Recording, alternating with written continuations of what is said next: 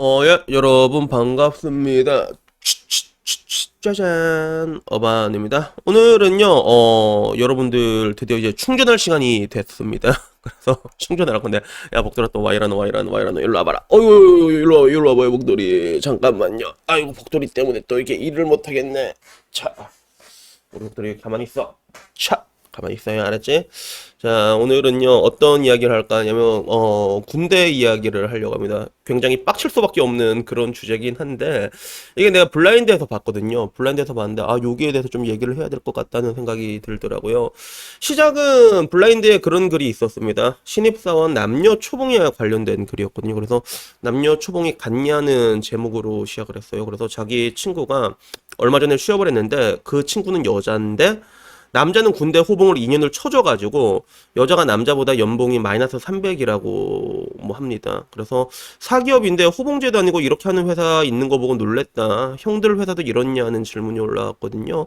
그래서 여기에 대해서 많은 댓글이 있었는데 저런 데가 좀 있다. 그리고 공공은 그런데 사기업 중에서도 그런 곳이 좀 있다라는 얘기가 나왔고, 그리고 아스트라제네카에 일하는 사람이 일이다라는 닉네임을 쓰시는 분은 여자가 남자보다 마이너스 300인 게 아니라 남자가 여자보다 플러스 300이라고 해야지. 자기는 군호봉 당연히 더 줘야 한다고 보지만 우리 회사는 안 그렇다라고 하는 거야. 그래서 아스트라제네카 이거 실망인데, 그치? 외국계 기업이라서 그런가? 그래서 따져보면 이 군대라는 게 남자 입장에서 굉장히 억울한 거잖아. 국가가 공권력을 빌미로 노동력을 착취한 건데. 잠깐만 묵돌아. 자, 가자. 알았다. 제로투 치고 삐립. 자, 저로 가. 그런 건데, 결국엔 이걸 보고 이야기를 시작하게 되는 거예요. 그래서 요거 말고도 실제로 군대 호봉을 쳐주는 게 굉장히 요새는 불만이 많은 것 같다는 그런 글도 올라오더라고. 실제로 그렇잖아. 그래서 농협에 일하는 분은 자기보다 1년 먼저 들어온 여자 선배가 군 호봉 때문에 직급이 낮다고 하더라고. 그래서 직급이 낮다는 건가? 이건 좀 약간 좀 이해가 안 되는데, 뭐 연봉이면 상관없는데 직급이 낮다는 건 이제 뭐 대리를 먼저 달았다는 거 아니야, 군대 다녀온 사람이. 그래서 이런 경우는 좀 많은 것 같아. 뭐라고 하면, 근데 이거는 군호봉 때문인지는 모르겠는데 실제로 여자들도 좀 많이 현타를 느끼는 부분들이 뭐냐면, 중소기업 같은 데 가도 자기가 먼저 들어왔는데 남직원들이 먼저 진급하는 경우가 되게 많거든요. 근데 그런 경우는 뭐냐 하면, 보통 남자들이 장가를 간 애들 있잖아. 장가 가서 일찍 은 애들, 이런 애들 빨리 진급을 시켜줘. 왜? 그런 애들은 개같이 부려먹어도 잘 굴르거든, 그게.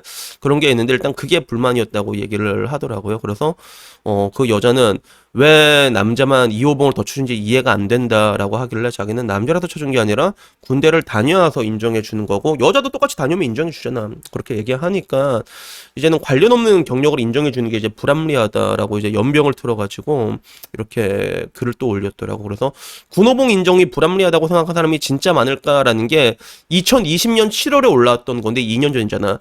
근데 지금 와서는 여기에 대해서 불합리하다고 인정한 사람들이 엄청 많아졌지, 그치? 그래서 실제로 그 동아제약에서도 그런 게 사건이 한번 터졌잖아, 호봉 때문에. 그래가지고 여기에 대한 사람들의 반응은 그냥 미친 사람들이다, 저런 애들 진짜 패고 싶다. 그래서 이게 진짜 말이 안 되는 게, 그게 불만이면 일찍 입사를 하면 되잖아요. 그래서 남자들이 가장 많이 현타 느낀 게 뭐냐면, 이게 갔는데 회사 이게 입사인데 자기 윗사람이 돼 있다니까. 대학교 같이 다녔던 여자들 자기 윗사람이 돼 있다니까. 여기서 오질나게 현타 느낀 사람이 한두 명이 아니거든. 근데 이제 호봉 가지고 이제 저러는 거란 말이야. 그래서 이런 것들 때문에 오히려 여자들이 여자를 욕먹게 하고 있다라는 의견도 있었는데, 근데 결론적으로 제가 이 부분에 대해서 얘기하고 싶은 게, 이게 너무 이제 요새는 좀 시끄럽다 보니까 여기에 대해서 박지성 고려대 법학전문대학원 교수가 얘기를 한 게 있거든요. 그래서 이 부분을 일단 인용을 하자면요. 남녀고용평등법에서 동일 가치의 노동의 기준은 직무 수행에서 요구되는 기술, 노력, 책임 및 작업 조건이다. 하지만 직무급이 아닌 호봉제와 연공 서열 제도 아래 임금 체계에서 군 경력을 연공 요소로 인정해 주는 건 관행이었다라고 얘기합니다. 그리고 이것은 헌법상으로도 합리적인 차별로 해석이 된다고 했거든요. 근데 이제 와서는 조금 달라진 거야. 그래서 뭐냐면, 현행 제대군 군인 지원법은 군 복무 기간을 근무 경력에 포함할 수 있다고 권고할 뿐 강제하진 않거든요.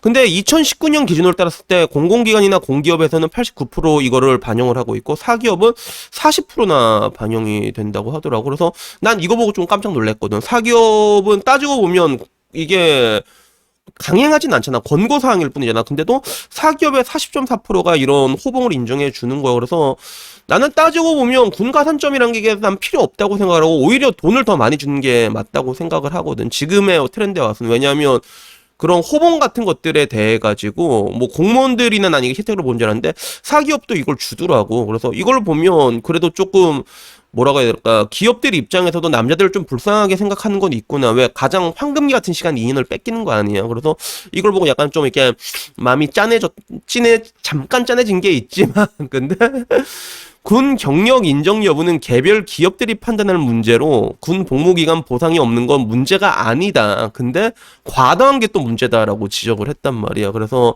남녀 간 소모적 논쟁으로 이어지지 않도록 주의를 기울여야 한다고 얘기했는데 지금 와서는 이게 소모적인 논쟁이 되고 있는 그런 상황이라는 것들이죠.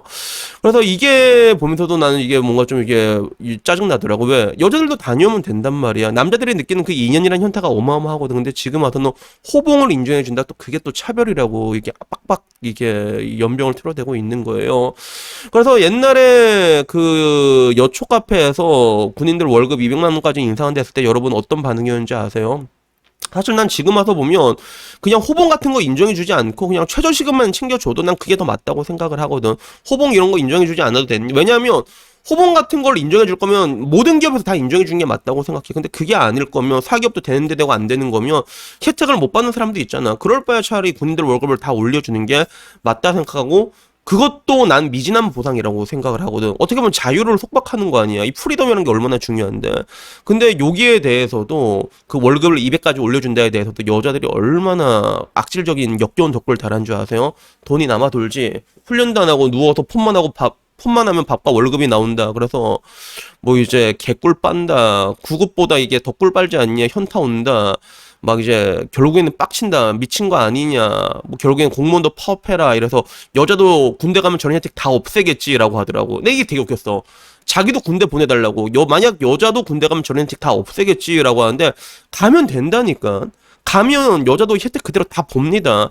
여자가 군대를 가면 해결이 되는 건데 근데 얘네들은 여기에 대해서 이런 조롱을 남기고 있더라고.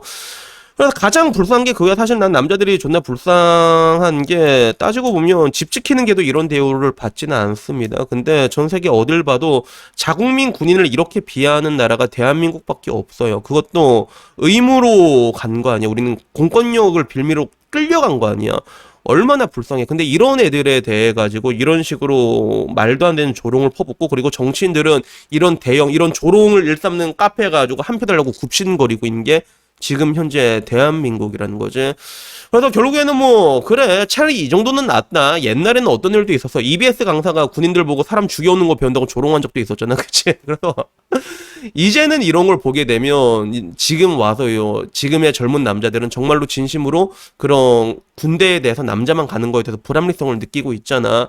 우리 때만 해도 그런 게 없었는데 지금 와서 나도 보면 저런 거 보면 야 저런 대접 일말의 존경도 받지 못하는데 야 이렇게 된 것이 다 같이 가야지라는 것들에 대해서 굉장히 당연한 게 아닌가라는 생각이 들고 그리고 저는 이게 충분히 가능할 수도 있는 시나리오라고 보는 게 2020년 기준으로 병역 의무가 가능한 남성의 수가 33만 4천이었는데 이게 2025년이야.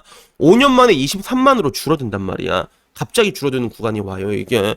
그리고 2040년 되면 15만으로 줄어든다고 하는데 이때가 되면 자연스럽게 여자들의 군복무도 추진되지 않을까라고 생각을 하지만 근데 아마 지금의 추세로 봤을 때는 절대로 그렇게 되기가 쉽진 않을 것 같아. 왜 그럴까? 여자들의 표가 무섭거든. 그래서 결국에는 항상 그렇잖아. 지금 당장 봉합해야 될 것들이 있는데 표가 모서도 아무도 총대를 매지 않는 게 지금 대한민국의 현실이잖아. 그런 것들이 아마 앞으로도 지속되지 않을까라는 생각이 들고요.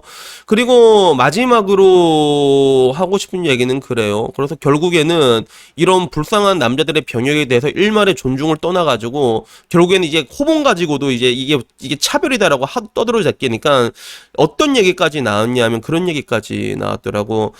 어떻게 보면 가장 대한민국에서 그런 빠미의 물결이 물들지 않는 곳이 체육계라고 볼 수 있거든. 근데 그 운동하는 여자들도 뭐라고 얘기했어. 아니 남자들은 금메달 따면 군대 면제시켰는데 왜 여자는 그게 없냐고 얘기하잖아. 똑같이 연금 받는데 왜 여자는 군 혜택이 없냐고. 왜 너희들은 애초에 없으니까. 그러니까 결국엔 이런 미친 얘기까지 나오고 있다는 거예요. 그래서 저는 좀 이렇게 뭐라고 얘기할까, 좀 조금만 좀 그래도 좀 고마워하면 안 되냐? 진짜 너무하잖아, 진짜. 그리고 생각을 바꿔봐요. 여러분들이 여자들이 이게 금메달 따고 나면 이게 혜택을 덜 받는 게 아니라 여자란 이유로 태어날 때부터 누구나 금메달을 가지고 태어난 나라가 대한민국이라는 거예요. 그래서 조금 이런 식으로 조금 생각을 해줬으면 좋겠습니다. 어쨌든 뭐 오늘 이야기는 여기까지입니다. 그리고 마지막으로 한마디를 하자면 저는 지금 대한민국의 상황이 굉장히 베네수엘라를 닮아간다는 느낌이 들더라고요. 실제로 한겨레에서 나왔던 칼럼을 보면 15년 전에 베네수엘라의 길을 묻다라는 아주 중심 같은 그런 칼럼을 기고한 적이 있거든. 지금 와서 보면 그 15년 사이에 베네수엘라가 어떤 꼬라지가 나는지 다들 알고 계시잖아요. 그죠? 뭐 베네수엘라의 그 롱롱 역사에 대해서 얘기하자면 너무 길고 지금 와서 베네수엘라는 어떻게 됐을까 보면 엄청난 하이퍼 인플레이션은 기본이고 그로 인한 굉장히 많은 화폐 개혁도 단행을 했지만 결론적으로 모두가 공평한 나라가 됐지. 그지? 모두가 못 사는 96% 빈곤율을 자랑하는 나라가 됐어요. 그리고 그 시작은 어떻게 보면 우고 차베스에서 시작을 했지. 그래서 참 쿠데타를 실패했는데 결국에는 정권을 잡았잖아. 우주의 복을 타고난 사람이라고 슈카형은 얘기를 했는데 근데 우고 차베스 때도 유가가 그렇게 올라가서 뭐 석유를 국영화시키고 돈을 뿌려댔던 것들이 있었지만 근데 그때도 실제로 계층 간의 갈등은 굉장히 심화되었고 경제는 파탄이 나고 있었거든요. 계속.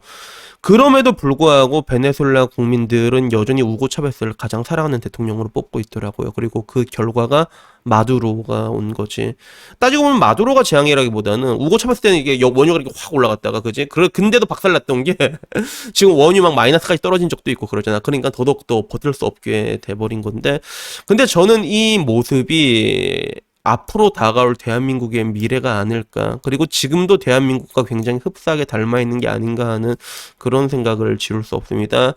영화 인터스텔라처럼 우리는 답을 찾을 것이다 늘 그랬듯이 정말로 뭐 나라라는 게 하루아침에 만국으로 가는 건 아니니까 그 시간 안에 뭔가 대답을 찾았으면 좋겠는데 근데 지금 당장 대한민국을 보면 당장 눈앞에 고쳐야 될 것들 연금부터 시작해서도 굉장히 산더미처럼 쌓여있는데 이걸 아무도 건들지 않잖아. 왜?